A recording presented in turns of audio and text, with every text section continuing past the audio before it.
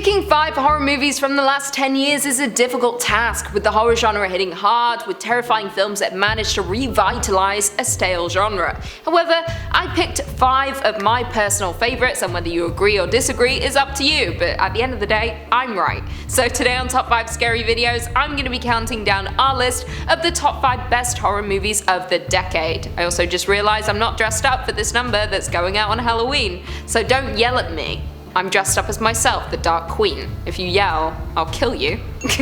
Before we begin though, be sure to stick around until the end of the video where I'll be responding to some of your comments. And with that, let's jump in. Coming in at 5, we have The Invitation. This movie truly took me by surprise in all the right ways. I watched it one night on a whim and I'm upset I didn't watch it sooner, honestly. Released in 2015 and directed by Karen Kusama, The Invitation stars Logan Marshall Green, who responds to an invitation from his ex-wife to attend a dinner party with his new girlfriend. However, the dinner party isn't as innocent as it appears to be, with him reliving the trauma of his child's death and quickly becoming suspicious that his ex may have ulterior motives. The film is a dissection of grief and paranoia, and it executes this superbly. We're never sure who to believe or whether our protagonist is simply going mad following the death of his child. More death is certain to follow though, with the movie unraveling slowly but effectively. The Invitation also has one of the most impactful endings, which is why it lands itself a place on our list.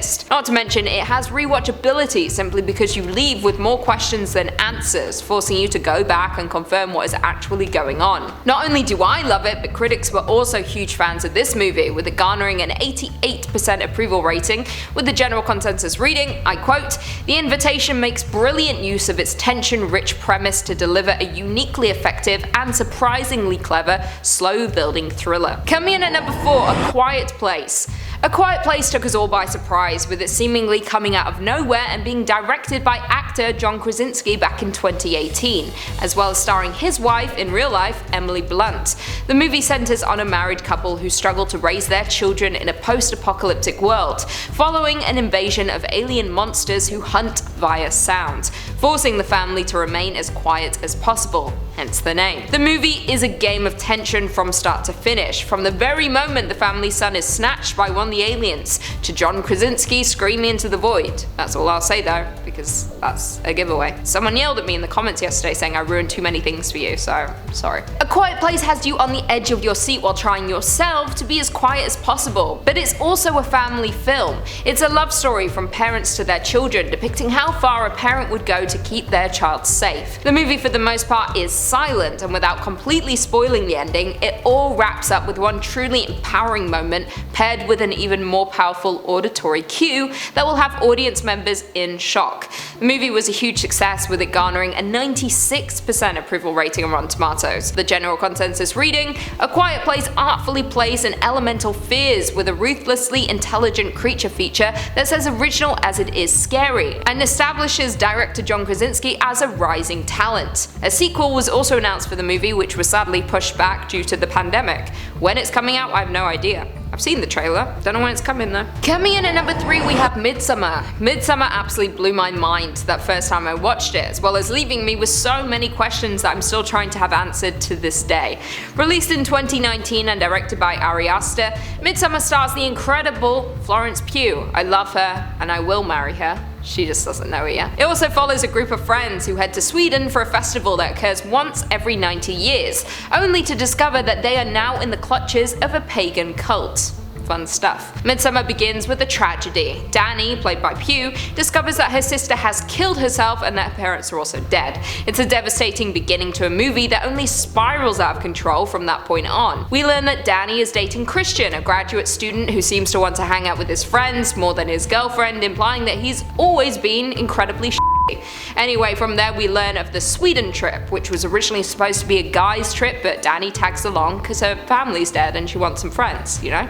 Can't knock her for that. This goes against the wishes of her boyfriend. Now, the characters are underdeveloped, but that almost aids in the tone of the movie. We're given bits and pieces, allowing us to fill in the rest. We don't even get to see their relationship flushed out on screen, but we know enough to go off of that it's a relationship. We know that Danny depends on Christian and that Christian wants to be left alone. And once they arrive at the festival, their relationship begins to deteriorate pretty damn quickly, because as you would expect, things aren't fun and games in this pagan cult. No, they are requiring sacrifices, and the group of friends are some of those sacrificial lambs. The movie is at times a slow burn, but it gets under your skin as soon as it begins, with your heart thumping and you not quite knowing what's going on, but you know it's not right. The film was a huge success, with it garnering an 83% approval rating and being regarded as Ari Aster's finest work, in my opinion anyway. He's made 2 films, so it's 50-50 which one you prefer. I think Midsommar is better than Hereditary. Come for me. Coming in at number 2 we have Get Out. Now many people will be surprised this movie didn't claim the number 1 spot on this list, but it's my personal selection unfortunately, and it's only number 2 in my eyes.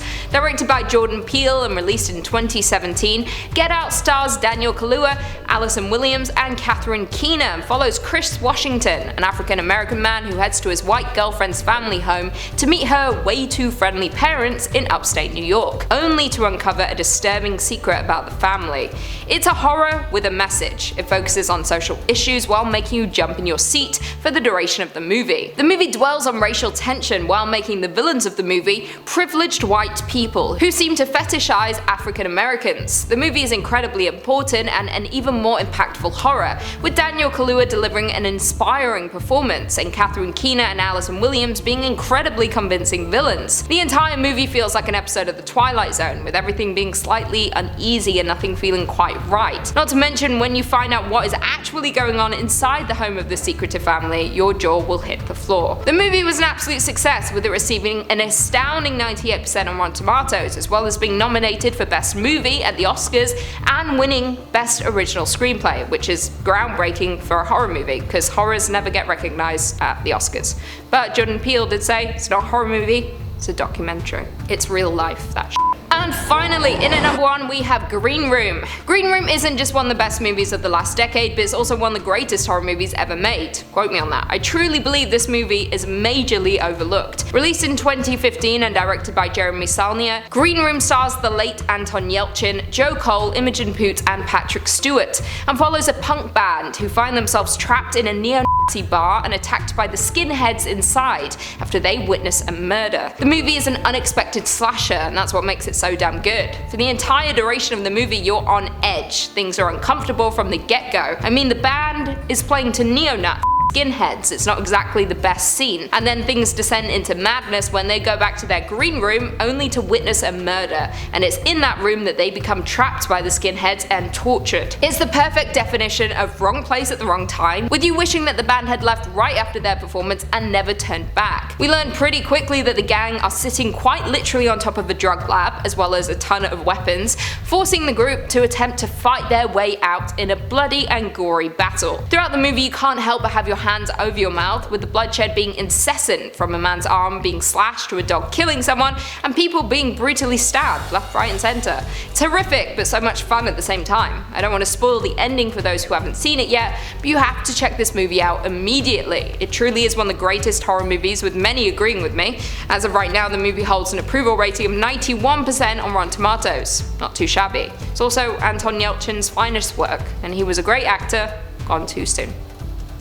Moving message from me. Well, there we have it. Do you guys agree with our list? Were there any horror movies that we missed? Leave us all your thoughts and feelings in the comments down below, and perhaps we can do a part 2. Before I go though, I just want to respond to a few comments from one of our last videos, top 5 horror movie monsters that live among us. Dueling Doll said, Sackman doesn't say because you were home, the blonde doll-faced one does. Sorry guys, a lot of you were really upset that I got the quote wrong. The quote was right, it was just the wrong person who said it. Doesn't really matter whether Sackman said it or the doll face, they're both the killers, so I wasn't completely wrong. Prep for It said, great video again Lucy, I for one am glad that the Bye Bye Man went bye-bye from the theatres quickly. Me too. I don't even remember it being at the theatres, I just remember it being on Netflix. That's it.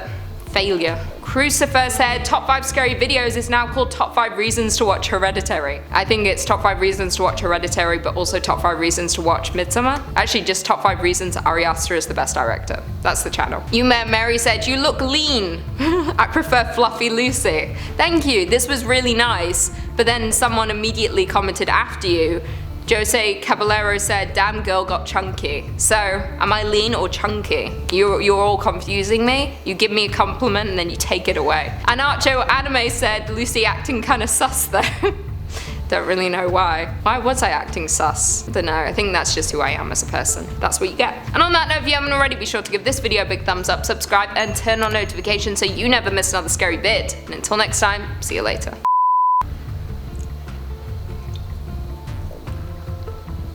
The horror genre hitting hard with terrifying films. I need to burp. That. Oh, it's the Red Bull's coming up. Oops. Although Logan Marshall Green, he's a dead actor. Oh, he's not dead. Why did I say that? I meant his career. His career is dead. Who seem to fetishize. Yeah, I said it right. Coming in at number 2, we have. Why did I look at myself?